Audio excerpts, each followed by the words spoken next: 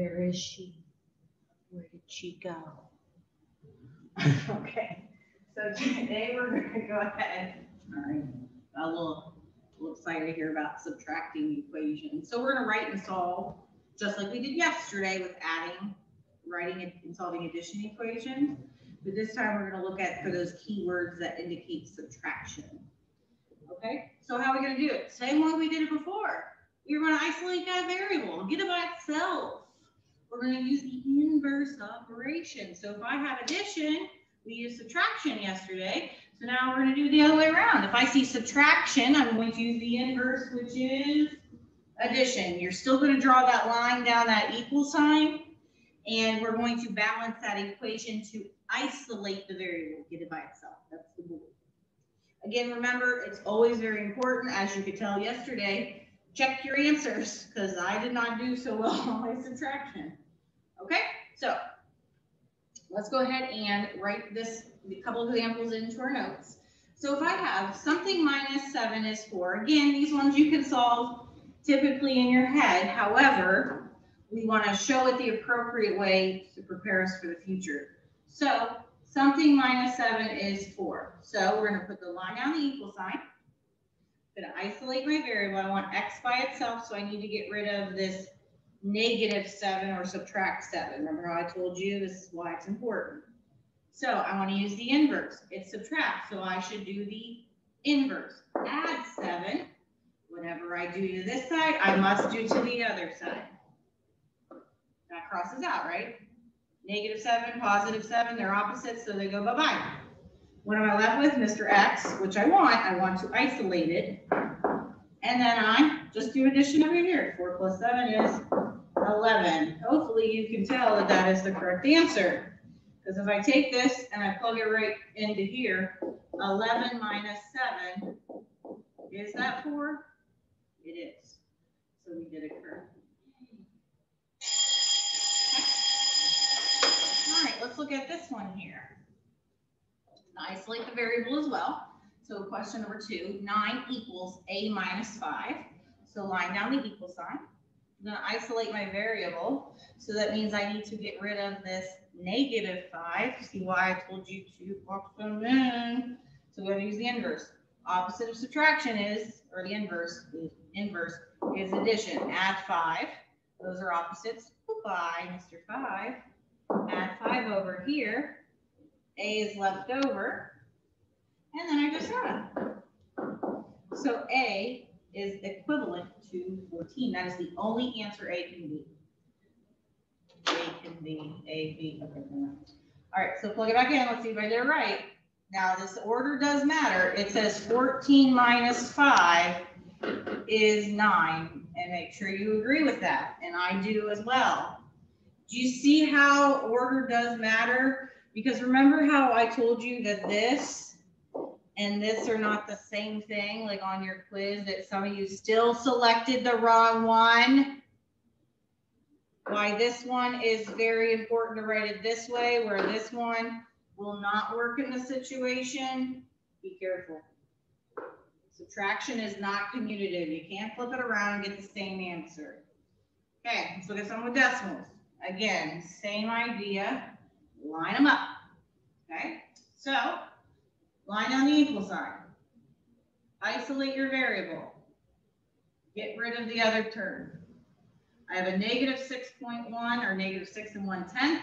I'm going to add 6 1/10. Those go bye-bye. Those are opposites.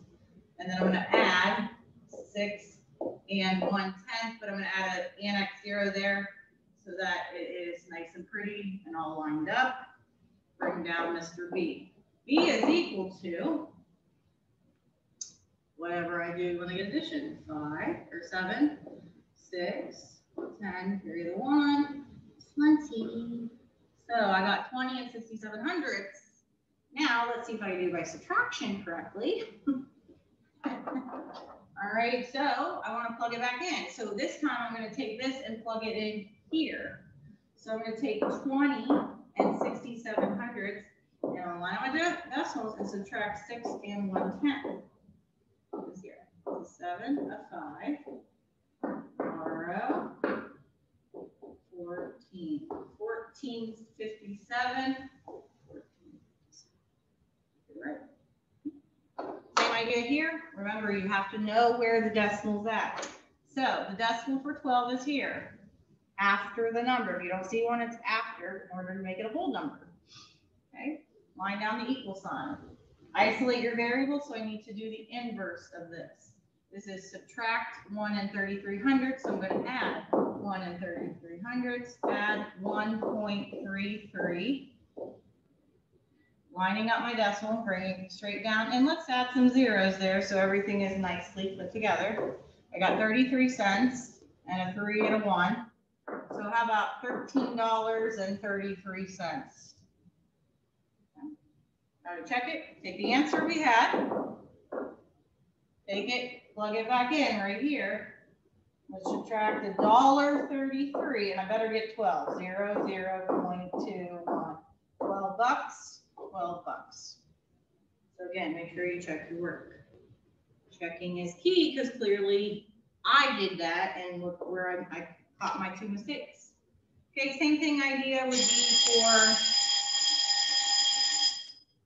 solving equations with fractions, just like we did the other day. Remember, common denominator, okay? And if we have a mixed number, we make it improper. So if you need a little bit more practice, you can watch this slide. If you're good, you can move ahead on the video, but this one's important.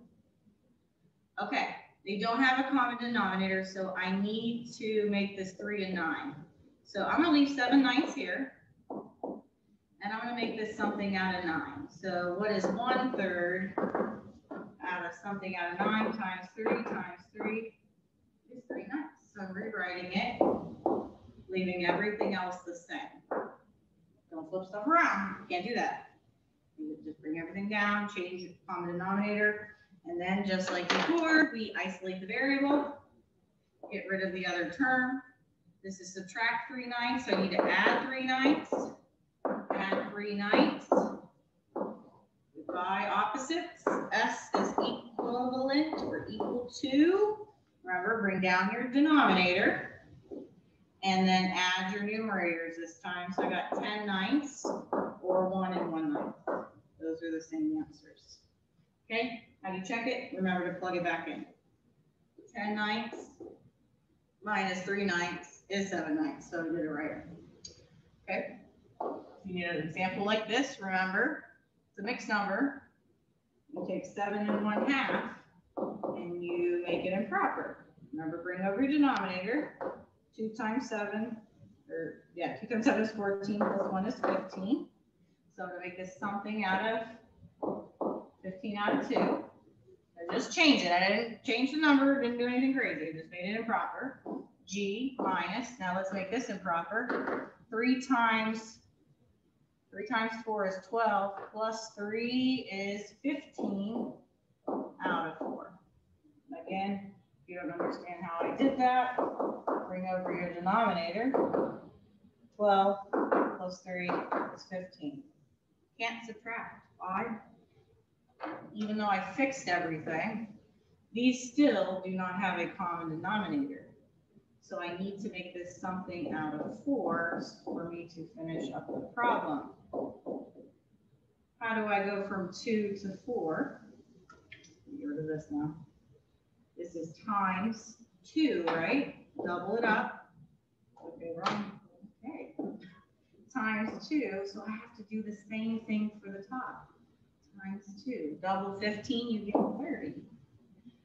Now we can balance. Okay, what do I need to do? Isolate G. I need to get rid of subtract or negative 15/4, so I need to add 15/4. Goodbye. Add 15/4. What am I left with over here? Mr. G. And then I bring down my denominator, still a 4. Add my numerators, 45 out of 14, which is 11 and 1/4. And again, how do you check it? Take 45 over 4, take the improper one, and plug it in right. It's not to this one. You actually have to plug it in this one, and it should work. 45 minus 15 is 30 out of 4. Okay, but either of these answers are correct. Okay, so again, let's look at a couple word problems and then we'll be done. So yesterday we saw the word like together, like Zach and Raul together had this, or Snake is longer, or Zoe or Jackson is older, and that was all words for like addition, okay, like older than someone, higher, taller, faster. Now, but let's look at Georgia now. Georgia's height is 4 inches less. What kind of equation am I going to write? Subtraction equation is that word subtraction. 4 inches less than Sienna's height. And Georgia, we do know her height. She's 58 inches. Write and solve an equation to find Sienna's height. We're going to use H for Sienna. So she's now H. What do we know? I know that Georgia is 58 inches. Okay? Georgia's height is 4 inches less than Sienna.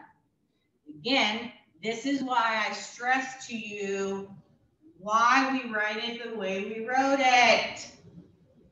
Is it 4 minus H or H minus 4? Well, I got to take Sienna's height and subtract 4, and that should give me 58. Does that sound right, or should I do it the other way? No, this is the right way, because if you wrote 4 minus H equals 58, you end up getting a negative answer. We can't have a negative height, right? I mean, we could be below the surface, but in this case, with talking about humans, that's not really feasible. So, how do we solve it? This is the equation. Less H minus 4 is Georgia. So how tall is Sienna? Sienna's taller, right? So we're going to do the inverse. Isolate the variable. Minus 4, so add 4. Add 4. 62. Her height is 62 inches tall, or that's 5 foot 2 inches. I'm 1 inch taller than that. Okay, 5 foot 2 inches. By the way, I don't know if you know about those little, I call them tips. I don't know what other people call it. But again, if you try to write this as your equation, I'm going to write it I'm going to mark it wrong, because look at the key word here, less. That shows you are writing a subtraction equation. How do you solve it? So be careful to make sure your answer is reasonable. Georgia's height is 4 inches less than Sienna. Sienna 62. Is Georgia 4 inches less? Yes, she is. Okay? All right, I'm going to go ahead and pause my video because somebody's calling me.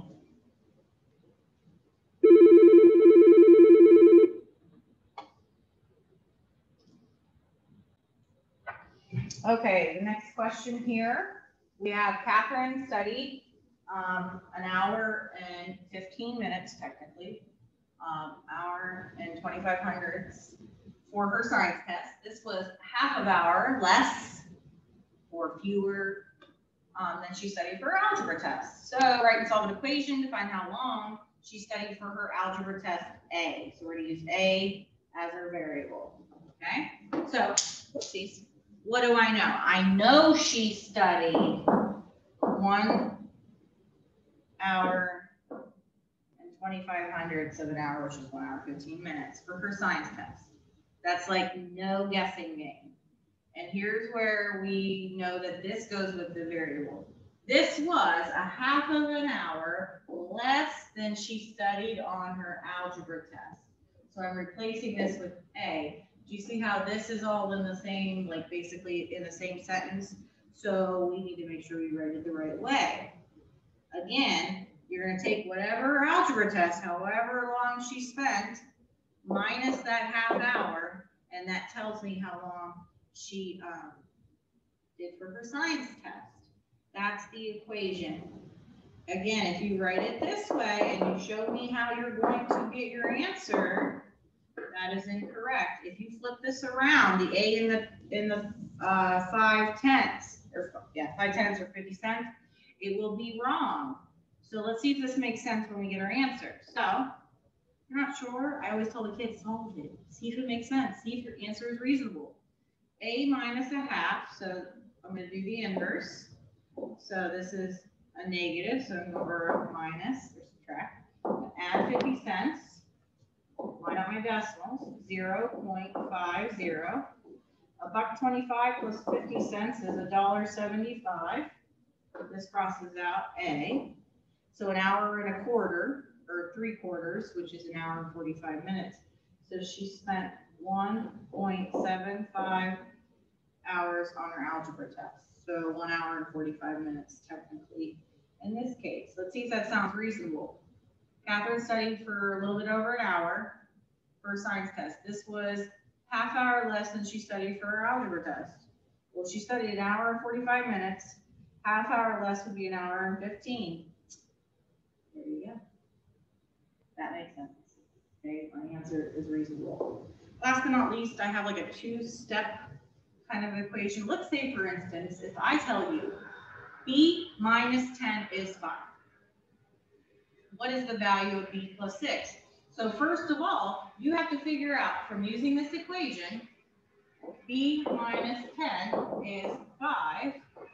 I need to figure out b in order to then plug it in to this expression. So it's like a 2-step situation. So what is b? Well, let's do the inverse. So this is subtract. So I need to add 10, add 10. So b is 15. That's not the answer to the question. That's just telling me what b is. So what's the value of b plus 6? So all you do is you take this and you plug it into this expression. This is your equation to get your answer to your expression. So what is b plus 6? That's 15 plus 6, which is 21. And the final answer here is 21. Same idea here. Same concept. If y minus 11 is 15, what is the value of 6y? So first of all, I have to solve for y. Y minus 11 is 15. Add 11, add 11. Y equals 26. And then I plug it in for 6y. Remember, 6y means 6 times y. And to get our answer, then we would do 6 times 26. So 26 times 6, 36, 15. Yep. And therefore, the final answer would be, sorry, we're wrong, 156 is the final answer. This helps me get the final answer. So again, it's a 2-step problem. So what you'll see is you'll see questions again. We're looking for those keywords like less, spent, fewer, things like that, shorter, to indicate that you're writing the words tell you what kind of equation you're writing. Are you seeing words that mean addition, or are you seeing words that mean subtraction? Okay.